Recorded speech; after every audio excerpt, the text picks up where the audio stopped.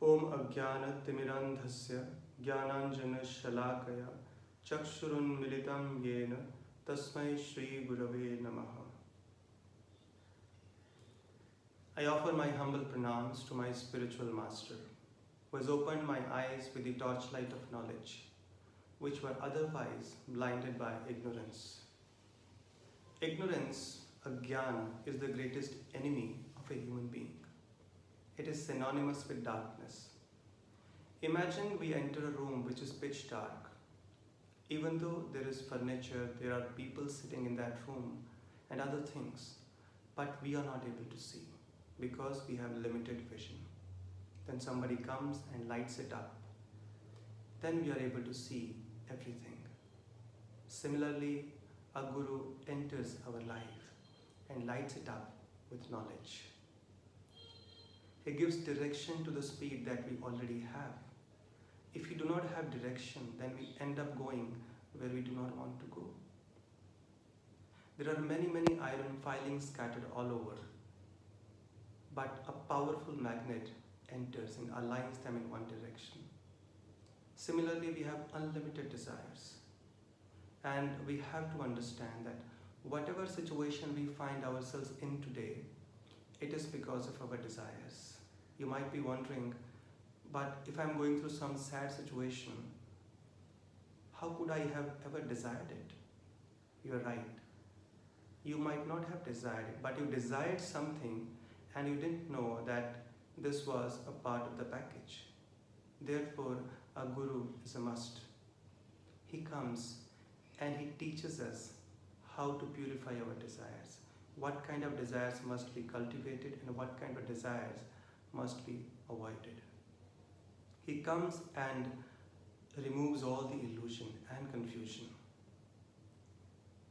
In the Bhagavad Gita we find Arjuna was giving arguments based on what he thought was right. He represents all of us. Until the time he was doing that, his confusion, his bewilderment continued. He was very powerful, very knowledgeable, very influential, very wealthy. Still, he came to a point in life where he was at crossroads. So he represents all of us. Whoever we may be, there will be times in life where we'll be bewildered.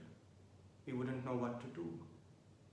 And Arjuna, when he surrendered to Krishna, accepted him as his guru, that marked the turning point in his life. Similarly, when we also come across a bona fide representative of Krishna, bona fide representative of God, that marks the turning point in our life as well. That means that very soon our problems would be gone, our illusion would be gone, our bewilderment would vanish. A guru's position is the topmost in a disciple's life, before anyone else, even before God. There was a teacher who ran a Gurukul. A student came to him to learn the Vedas. It took him 12 years. And at the end of 12 years, they had to appear for an exam. And the procedure was, students had to come one by one, and the teacher would ask them to recite certain portions of the Vedas. So when this student's turn came, the teacher got busy.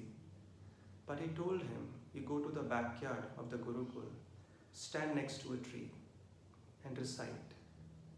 By the end of recitation, count the number of leaves that have fallen.